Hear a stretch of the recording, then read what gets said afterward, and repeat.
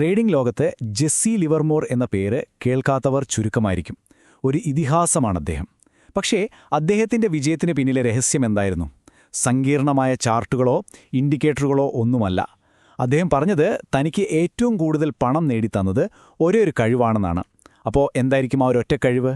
നമുക്ക് ഒരുമിച്ച് കണ്ടെത്താം. ഇതാണ് ലിവർമോറിന്റെ ആ ഒരു തത്വം. കേൾക്കുമ്പോൾ കുറച്ച് വിചിത്രമായി തോന്നുന്നുണ്ടല്ലേ? കാരണം ട്രേഡിംഗ് എന്ന് പറഞ്ഞാൽ എപ്പോഴും എന്തെങ്കിലും ചെയ്തുകൊണ്ടിരിക്കുക എന്നല്ലേ നമ്മളൊക്കെ കരുതിയിരിക്കുന്നത്. പക്ഷെ വിശ്വസിക്കണം, ട്രേഡിംഗ് ലോകത്തെ ഏറ്റവും വലിയ സത്യങ്ങളിൽ ഒന്നാണിത്. ഓരോ ട്രേഡും നേരിടുന്ന ഏറ്റവും വലിയ ശത്രു പുറത്തല്ല, നമ്മുടെ ഉള്ളിൽ തന്നെയാണ്. എപ്പോഴും വിപണിയിലുണ്ടാകണം, അടുത്ത വലിയൊരു നീക്കം പിടിക്കണമെന്നൊക്കെയുള്ള നമ്മുടെ അടങ്ങാത്ത ഒരു ആഗ്രഹമുണ്ടല്ലോ, അതാണ് ആ ശത്രു. നിങ്ങളൊന്ന് ആലോചിച്ച് നോക്കൂ. നിങ്ങളുടെ ട്രേഡിംഗ് അക്കൗണ്ടിൽ പണം വെറുതെ ഇരിക്കുന്നു. സ്ക്രീനിൽ ചാർട്ടുകൾ മുകളിലേക്കും താഴേക്കും ഇങ്ങനെ പാഞ്ഞുകൊണ്ടിരിക്കുന്നു. ആ ഓരോ നിമിഷവും പണമുണ്ടാക്കാനുള്ള ഓരോ അവസരവും നഷ്ടപ്പെടുകയാണെന്ന് നിങ്ങൾക്ക് തോന്നിയിട്ടുണ്ടോ?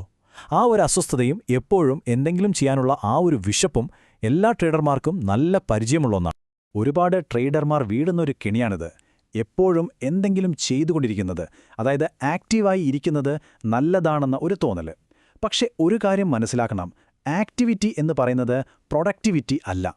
നിങ്ങൾ നിർത്താതെ ട്രേഡ് ചെയ്യുന്നത് നിങ്ങളുടെ ബ്രോക്കർക്ക് കമ്മീഷൻ ഉണ്ടാക്കി കൊടുക്കും, നിങ്ങൾക്ക് ഒരുപാട് സമ്മർദ്ദവും തരും.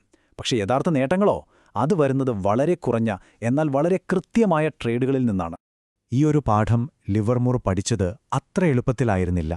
ക്ഷമയില്ലാത്തതിന് അദ്ദേഹത്തിന് നൽകേണ്ടി വന്ന വില എത്ര വലുതായിരുന്നു എന്ന് കാണിക്കുന്ന അദ്ദേഹത്തിന്റെ ജീവിതത്തിലെ ഒരു സംഭവം നമുക്കൊന്ന് നോക്കാം. അദ്ദേഹത്തിന്റെ 20കളിലാണ് സംഭവം. ലിവർമോർ ഒരാഴ്ച ഗംഭീരമായി തുടങ്ങി. സ്ഥിരമായി ലാഭം നേടിക്കൊണ്ടേയിരുന്നു. പക്ഷേ ആഴ്ചയുടെ പകുതിയായപ്പോഴേക്കും അദ്ദേഹത്തിന്റെ ക്ഷമ നശിച്ചു. കൂടുതൽ വേണമെന്നൊരാർത്തി വന്നു.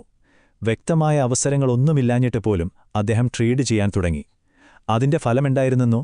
ആ ആഴ്ച അവസാനിക്കുമ്പോൾ അതുവരെ നേടിയ ലാഭം മുഴുവനും പോയി എന്ന് മാത്രമല്ല, സ്വന്തം കയ്യിൽ നിന്ന് വലിയൊരു തുക നഷ്ടപ്പെടുകയും ചെയ്തു.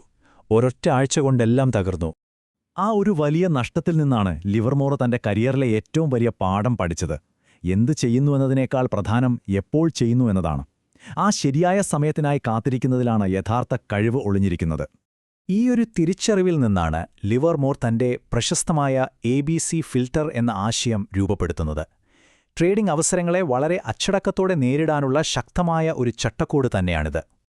ഈ പട്ടികയിലേക്ക് ഒന്ന് ശ്രദ്ധിക്കൂ. ലിവർമോർ അവസരങ്ങളെ 3ആയിട്ട് തിരിച്ചു.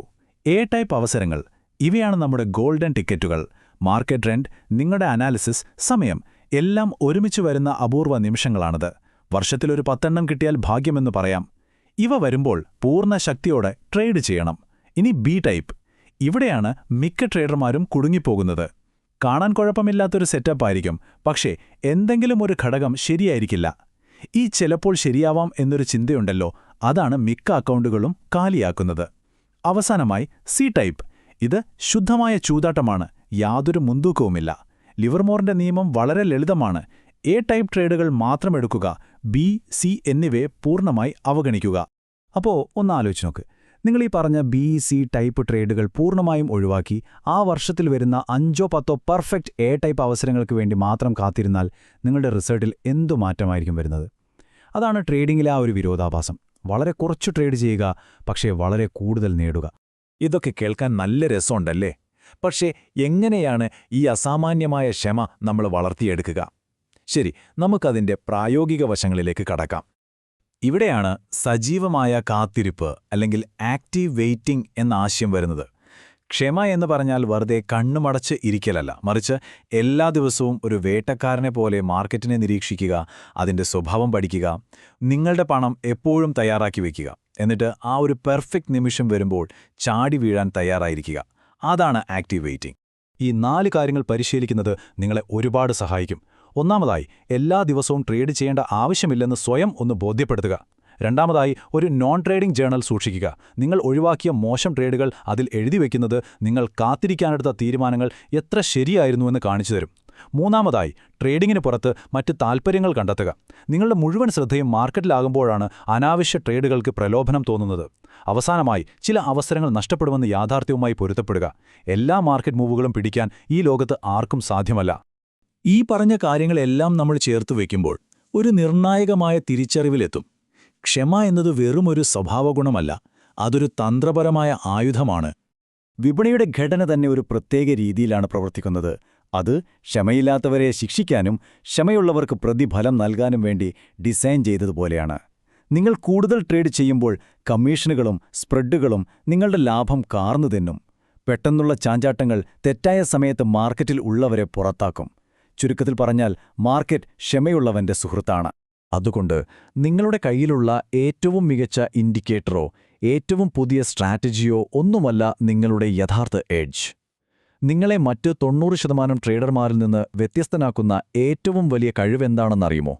ശരിയായ അവസരം വരുന്നതുവരെ ഒന്നും ചെയ്യാതെ കയ്യിലെ കാശ് ഭദ്രമായി വെച്ച് കാത്തിരിക്കാനുള്ള നിങ്ങളുടെ അച്ചടക്കമാണത്. ലിവർമോറിന്റെ തന്നെ വാക്കുകളിൽ പറഞ്ഞാൽ, ക്ഷമയോടെ കാത്തിരിക്കുന്നത് ട്രേഡിംഗിൽ നിന്ന് മാറി നിൽക്കലല്ല, അതുതന്നെയാണ് യഥാർത്ഥ ട്രേഡിംഗ്. അതിന്റെ കാതൽ തന്നെ അതാണ്.